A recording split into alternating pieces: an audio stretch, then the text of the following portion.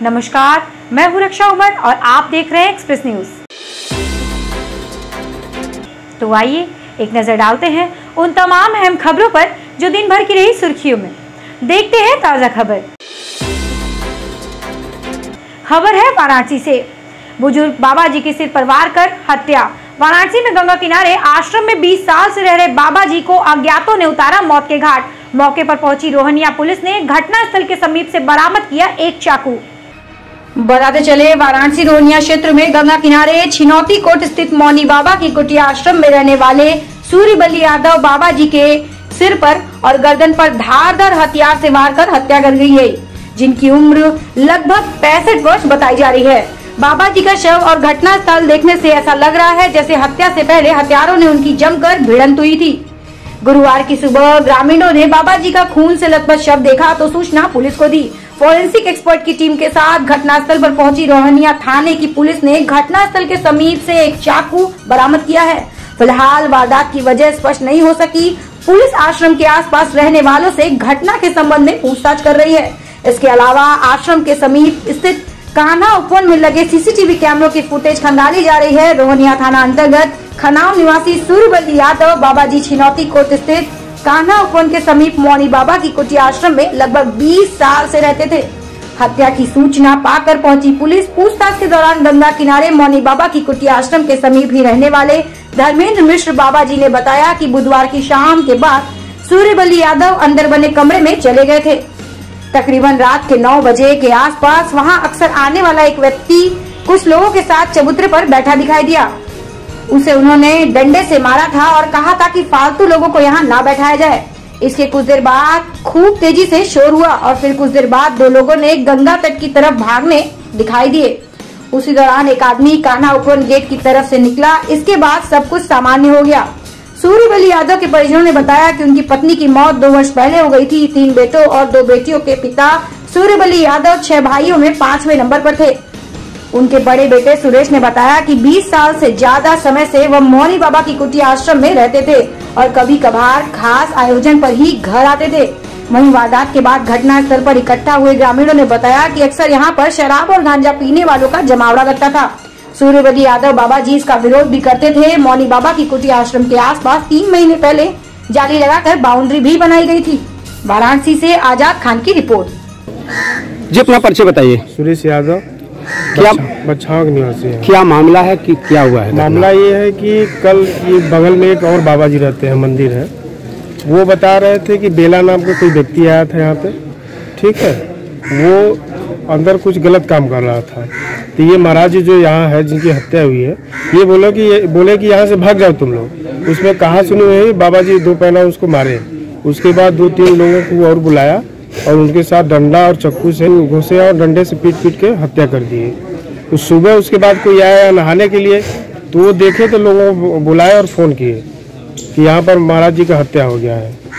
उसके बाद धीरे धीरे जिसको जानकारी हुई धीरे धीरे आया यहाँ पे।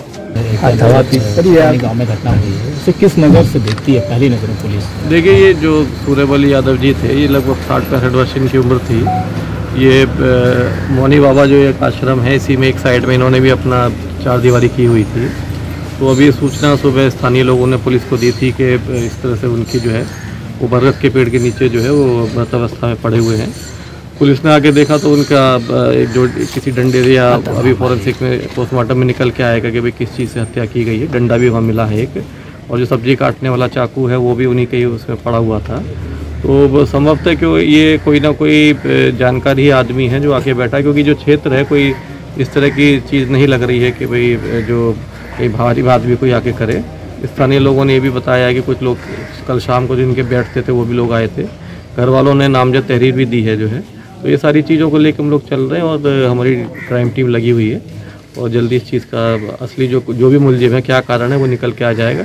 अभी कहना बहुत जल्दी होगा क्योंकि अभी सुबह की घटना है। ये घटना तो देखने से लग रहा है कि वो रात में ही उनको मार दिया है, क्योंकि बॉडी में रिगर मोर्टिस हो गया था, अकड़न हो गई थी। लेकिन अभी सुबह ही जानकारी हुई, हम लोग हमारी टीम लगी हुई, जल्दी इसका खुलासा किया जाए। खबर है रामपुर से। कोरोना महामारी के चलते एहतियातन सूबे की जेलों में बंदियों और कैदियों से होने वाली मुलाकातों को 3 महीने पहले बंद कर दिया गया था। लेकिन अब शासन द्वारा मुलाकातों को शुरू किए जाने का सरकारी फरमान जेलों तक पहुंच गया है। इसी क्रम में रामपुर की जिला जेल में बंदियों और कैदियों से उनके संबंधियों की मुलाकात कराई गई। आइए दिखाते हैं क्या है पूरा मामला।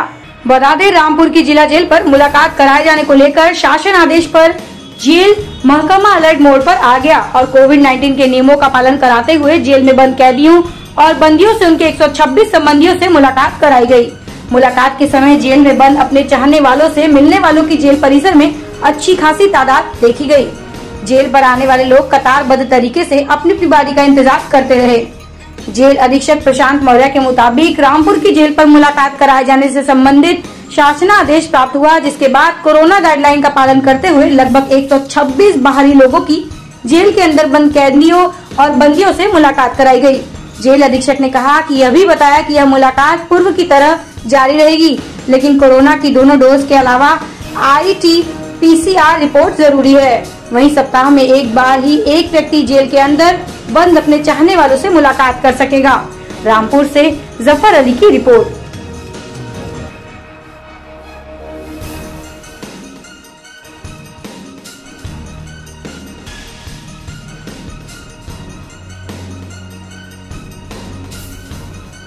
आपका? मेरा नाम अमित कुमार है। अमित जी, कहाँ से हैं? हम जवाहर नगर से आए हैं। अच्छा, कोविड के बाद में जो मुलाकातें खुली हैं, इसके बारे में क्या कहेंगे आप? सर, पहले तो बड़ी मुसीबतें हुई थी, लेकिन अब जो खुली है तो अच्छी बात है। अब मुलाकात हो जाएगी अपने आदमी से। अच्छा, ये जो शासन आदेश जो आया है कि एक बंदी से एक ही व्यक्ति एक हफ्ते में मिल सकता है, इसके बारे में क्या कहेंगे आप? इससे तो बहुत दिक्कत पड़ जाएगी। अच्छा जी। मैं आपका? मेरा शमीम था।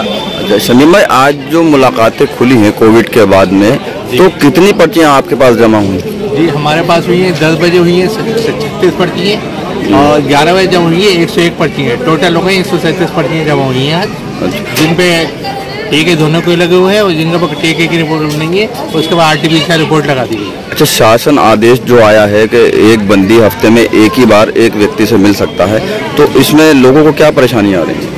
उसमें लोगों को ये परेशानी होगी, जैसे 2 जने, अब एक को बाहर बैठना पड़ेगा जिसके और एक को अंदर जाना पड़ेगा।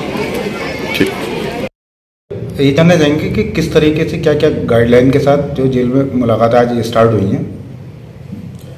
कारागार में कोरोना के कारण विगत 3 माह से मुलाकात बंद थी और अभी कल एक शासन से आदेश हमें प्राप्त हुआ है। कोरोना के केसेस कम होने के कारण अब ये बंदियों की मुलाकात निश्चित शर्तों के तहत प्रारंभ की गई है और जिसमें अभी ये प्रावधान किए गए हैं कि एक बंदी से प्रति हफ्ते एक बाहरी व्यक्ति मुलाकात कर सकेगा। प्रथम शर्त तो ये है और द्वितीय ये होगा कि इसमें जो भी व्यक्ति मुलाकात के लिए कारागार पर आएंगे उनको या तो डबल वैक्सीनेशन होना चाहिए, उनकी वैक्सीन की दोनों डोज पूर्ण हो गई हो, या फिर उनको विगत 72 घंटे पुरानी नेगेटिव RT-PCR की रिपोर्ट प्रस्तुत करनी होगी अपने ID प्रूफ के साथ में, तभी मुलाकात संभव हो पाएगी। और साथ ही कोरोना की गाइडलाइंस में जो मास्क और सैनिटाइजर आदि का प्रयोग करना है, सोशल डिस्टेंसिंग का भी ध्यान रखना होगा। इन्हीं शर्तों के अधीन जो है मुलाकात प्रारंभ की गई है। जेल में कितने बंदी और कैदी हो सकते हैं इस टाइम? जेल में वर्तमान में 1120 बंदी हैं आज, और आज मुलाकात 126 बंदियों की आई है। अच्छा, खबर है बलिया से। बलिया जिला के रसना में गुरुवार को ग्राम सभा छितौनी विकास खंड रसना में पिछड़ी अनुसूचित जनजाति के लोगों के रास्ते के विरुद्ध के संबंध में उत्तर प्रदेश के मुख्यमंत्री आदित्यनाथ व आजमगढ़ मंडलायुक्त व जिलाधिकारी बलिया व पुलिस अधीक्षक बलिया व रसना उप जिलाधिकारी को बलिराम रावत पुत्र रामजी रावत के नेतृत्व में पत्रक सौंपा गया। बताते चले, बलिया जिला के रसना में गुरुवार को ग्राम सभा छिनौती विकास खंड रसना में पिछड़ी अनुसूचित जनजाति के लोगों का रास्ते के विरुद्ध के संबंध में उत्तर प्रदेश के मुख्यमंत्री आदित्यनाथ योगी व आजमगढ़ मंडलायुक्त व जिलाधिकारी बलिया व पुलिस अधीक्षक बलिया व रसना उप जिलाधिकारी को बलिराम रावत पुत्र रामजी रावत के नेतृत्व में पत्रक सौंपा गया। ग्राम सभा छिनौती व आदर्श नगर पालिका परिषद रसना से सटे हुए हैं। छिनौती निवासी बलिराम रावत ने बताया कि भूमाफिया व अराजक तत्वों द्वारा क्षेत्र में भूमाफिया का अवैध कारोबार कर जबरन भूमि पर कब्जा व जबरन धन उगाही का कार्य किया जा रहा है, जिसमें एक रास्ता मुख्य मार्ग से जुड़ता था जो सदियों से चला आ रहा था। ग्राम सभा चिनौती में शांति भंग की गंभीर संभावना भी उत्पन्न हो गई है। मना करने पर जान माल की धमकी दी जाती है और भूमाफियों के विरुद्ध कार्यवाही की जाए और जान व आम रास्ता का अवैध कब्जे को हटाना भी अति आवश्यक है, जिससे आम जनमानस को आने जाने में आसानी मिल सके। बलिया से आरिफ अहमद अंसारी की रिपोर्ट। हमारा नाम बलराम रावत पड़ता है, ग्राम चितौनी। आज यहाँ पर तहसील पर इतने लोगों को लेकर के आज आए हुए हैं, क्या मामला है? ये मामला ये है कि प्लाटर ने जमीन लिया है और सदियों से रास्ता चला आ रहा है। रास्ता उसमें सदियों से चला आ रहा है, बीच में जाकर 25 फुट के 25-30 फुट पहले वो रास्ता को ब्लॉक किया जा रहा है, जो कि आवागमन जो 4 चक्का की गाड़ी जाना आना है हम लोग के ब्लॉक में चितौनी में वो जबरदस्ती घेर लिया है। वो जमीन कौन घेर रहा है जबरदस्ती? भू माफिया वाले हैं, नाम है जगदीश सिंह है, अजय सिंह है, टंटू है, ये सभी लोग दबंगई से रास्ता को बंद कर चुके हैं। आज किसको पत्रक दिए?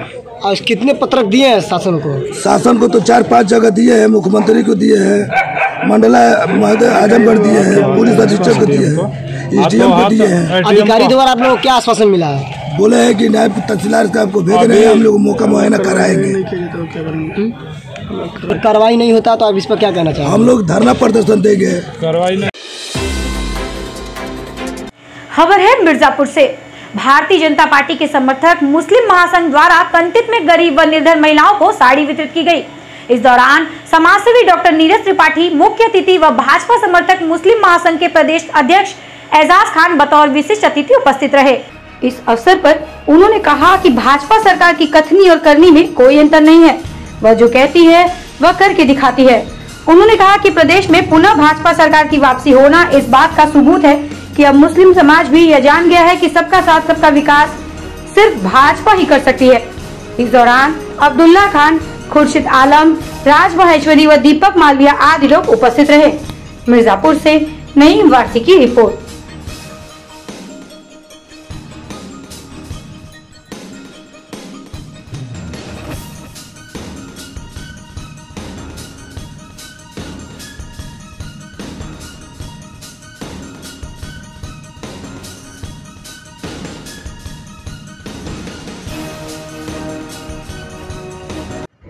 आज भारतीय जनता पार्टी समर्थक मुस्लिम महासंघ की तरफ से उत्तर प्रदेश में भाजपा की दोबारा सरकार बनने पर साड़ी वितरण का कार्यक्रम हमारे राष्ट्रीय अध्यक्ष जनाब अकील खान साहब के निर्देश के अनुसार किया जा रहा है। यह कार्यक्रम कहाँ पर किया जा रहा है? कितने लोग को साड़ी बांटा जा रहा है? ये कार्यक्रम मिर्जापुर के कंतित में जो भी हमारी महिलाएं हैं उनको साड़ी वितरण 100 से ज़्यादा के करीब है किया जा रहा है।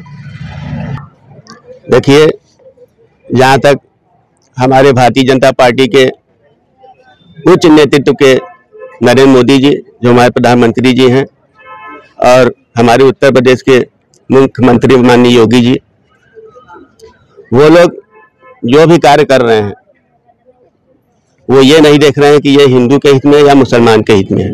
उनका पहले से ही नारा है सबका साथ सबका विकास। खबर है मिर्जापुर से। श्रद्धा भाव भक्त का प्रतीक है नवरात्र मेला। मंडलायुक्त ने मेले की तैयारियों के दृष्टिगत अधिकारियों के साथ की समीक्षा बैठक। पर्याप्त भीड़ आने की संभावना व्यक्त करते हुए सफाई व सुरक्षा बल पर प्रकाश डाला। बताते चले 24 मार्च को मां विंध्यवासिनी के धाम विंध्याचल में आगामी 1 अप्रैल की मध्य रात्रि से प्रारंभ होने वाले 9 दिवसीय चैत्र नवरात्र मेला तैयारियों के दृष्टिगत विंध्याचल प्रशासनिक भवन में आयुक्त विंध्याचल मंडल श्री योगेश्वर राम मिश्र के द्वारा जिलाधिकारी प्रवीण कुमार लक्षकार, उप पुलिस महानिरीक्षक, पुलिस अधीक्षक अजय कुमार सिंह एवं सभी संबंधित अधिकारियों के साथ बैठक कर समीक्षा की गई।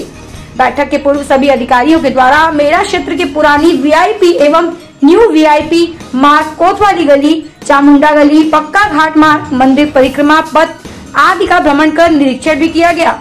बैठक सर्वप्रथम मंडलायुक्त ने उपस्थिति सभी अधिकारियों को होली व चुनाव शांतिपूर्ण ढंग से संपन्न कराने की हार्दिक बधाइयां व शुभकामनाएं दी। तदुपरांत उन्होंने कहा कि आगामी नवरात्र में पूर्व की नवरात्रि के सापेक्ष इस नवरात्र में ज्यादा भीड़ आने की संभावना है। उन्होंने कहा कि मां विंध्यवासिनी देवी देश के बहुत बड़े जनसंख्या की कुल देवी हैं। हर शुभ कार्यक्रम के पहले व बाद यहाँ लोग मत्था टेकने अवश्य आते हैं। बैठक में राजकीय निर्माण निगम के अधिकारी को निर्देशित करते हुए कहा गया कि निर्माणाधीन मार्गों में जो भी गड्ढे इत्यादि ढकवाने का प्रबंध जल्द से जल्द करें।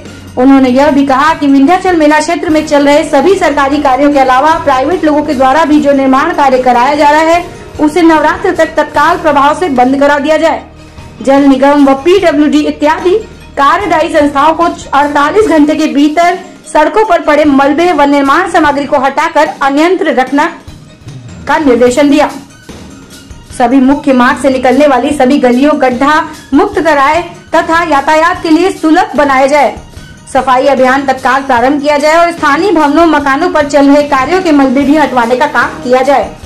समस्त बैरिकेटिंग का कार्य नदी से सड़कों गलियों तक नवरात्र शुरू होने से 24 घंटे पूर्व सुनिश्चित हो जाए। विद्युत के जो भी तार इत्यादि थोड़े नीचे तक झुके हुए हैं उन्हें ऊंचाइयां प्रदान की जाए।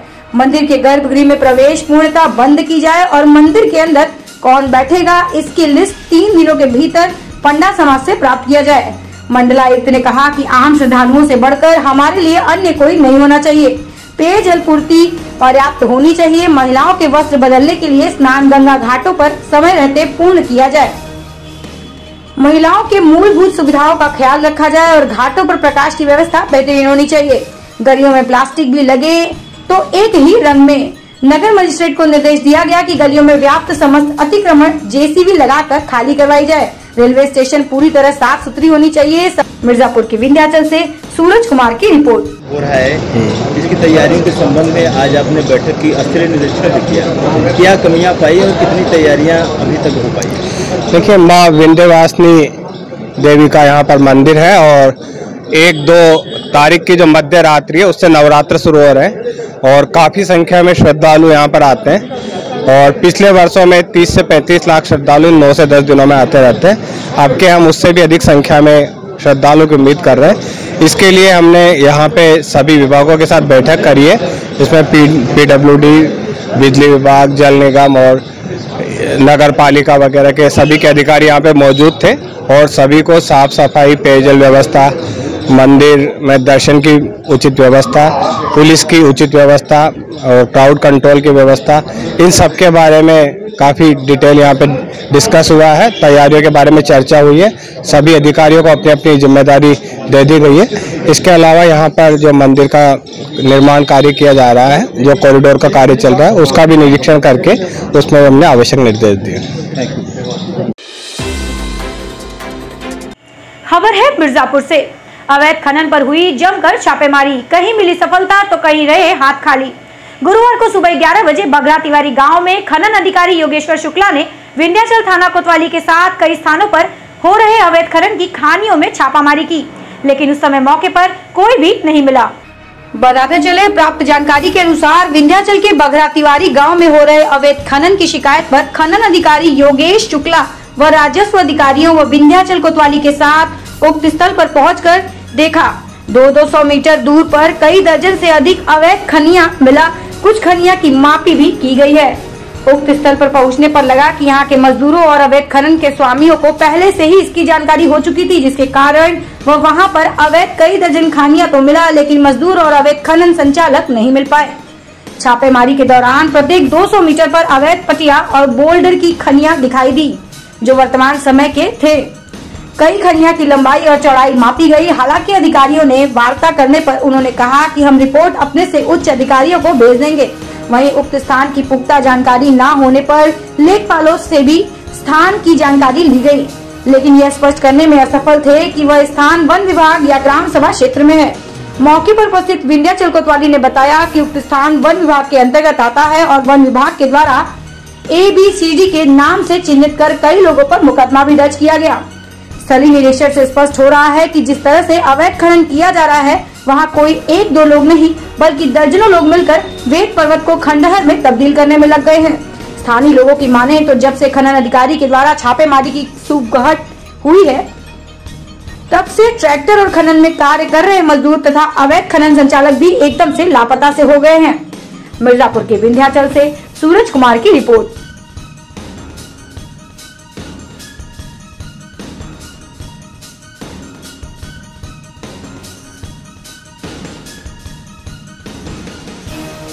यहाँ पर आपने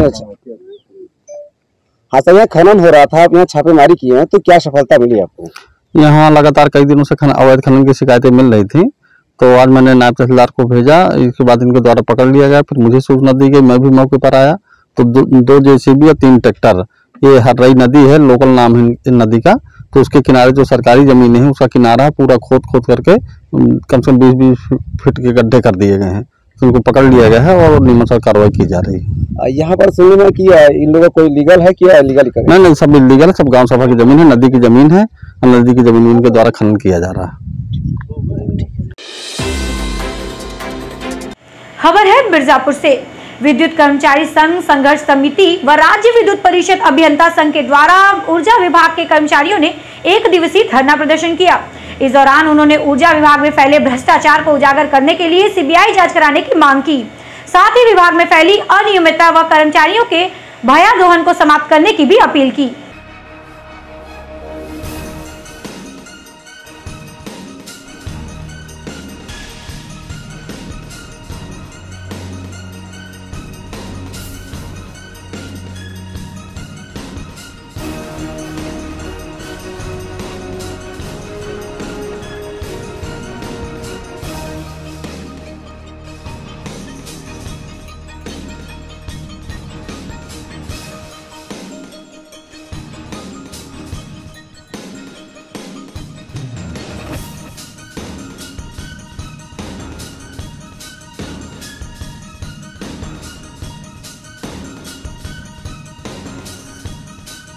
अध्यक्ष राज्य विद्युत परिषद जूनियर इंजीनियर संगठन उत्तर प्रदेश, आज ऊर्जा क्षेत्र में जो शीर्ष स्तर पर अरबों का भ्रष्टाचार किया गया है, उस भ्रष्टाचार को उजागर करने के साथ साथ उसकी CBI से जांच कराने की मांग को लेकर के और बड़े पैमाने पर जो यहाँ पर शीर्ष स्तर पर अनियमितताएं अलग अलग तरीके स्तर पर विद्यमान हैं, उनके विरोध में और विभाग में जो भयादोहन की स्थिति उत्पन्न की गई है कि छोटी छोटी चीजों पर बड़े बड़े दंड, कोई दंड का अनुपात नहीं, और इस प्रकार से कर्मचारियों को मानसिक रूप से जो उत्पीड़ित करने का कार्य किया गया, उसी के विरोध में प्रदेश व्यापी कार्यक्रम चल रहा है। और ये संयुक्त दौरा कार्यक्रम जूनियर इंजीनियर संगठन और अभियंता संघ का एक साथ है। जूनियर इंजीनियर के महासचिव जी इंजीनियर प्रभात सिंह जी भी मेरे साथ हैं। हम लोगों ने दौरा कार्यक्रम आनपारा से शुरू किया, आनपारा, ओबरा, कल वाराणसी, आज यहाँ, और शाम को हम प्रयागराज में इस कार्यक्रम को करेंगे। इसी तरह हमारी दूसरी टीम जो पूरे प्रदेश का भ्रमण करके लोगों को जागरूक करने का कार्य कर रही है। आइए लेते हैं एक छोटा सा ब्रेक और आप बने रहिए एक्सप्रेस न्यूज के साथ। श्री श्यामलाल मेमोरियल हॉस्पिटल, हमारा पता है बाईपास रोड, बालू मंडी के सामने, Rajpura, Bhadohi.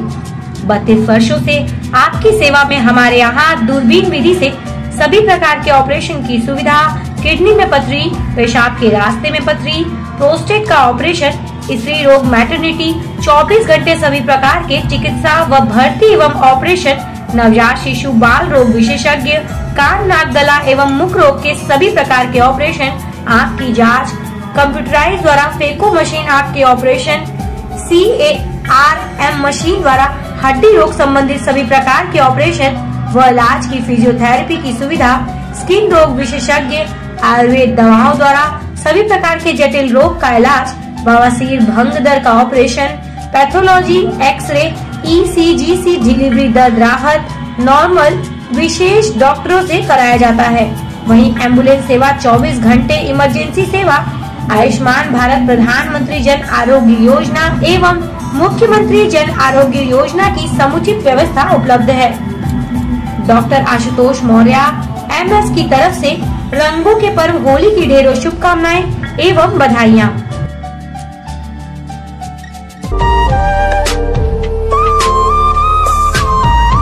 Bhadohi wheels, start here, ride anywhere.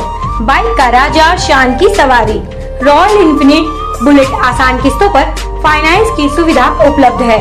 Proprietor Puneet Mehta की तरफ से समस्त क्षेत्रवासियों, प्रदेशवासियों एवं देशवासियों को होली पर्व की हार्दिक शुभकामनाएं एवं बधाइयाँ। हमारा पता है आदित्य कॉम्प्लेक्स, सालेमपुर, सुरियावा रोड, भदोही। हमारा कॉन्टेक्ट नंबर है 9335789978 या 8418952222। एक बार सेवा का अवसर जरूर प्रदान करें।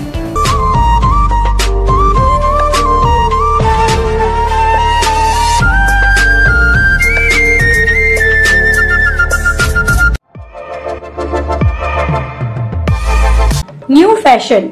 हमारे यहाँ चश्मा, बेल्ट, पर्स, घड़ी, टोपी, खिलौना, कपड़ा, गिफ्ट, गोल्डन चैन, रिंग, अंगूठी, टप्स, पायल, बिछिया गारंटी वाला मिलता है एवं घड़ी, लाइट, खिलौने की रिपेयरिंग भी की जाती है। साथ ही हमारे यहाँ नाक, कान, एब्रो की छेद मशीन से बिना दर्द की जाती है एवं बॉडी टैटू भी बनता है। आपके पसंद का आप जैसा चाहेंगे वैसा टैटू भी बनाया जाता है।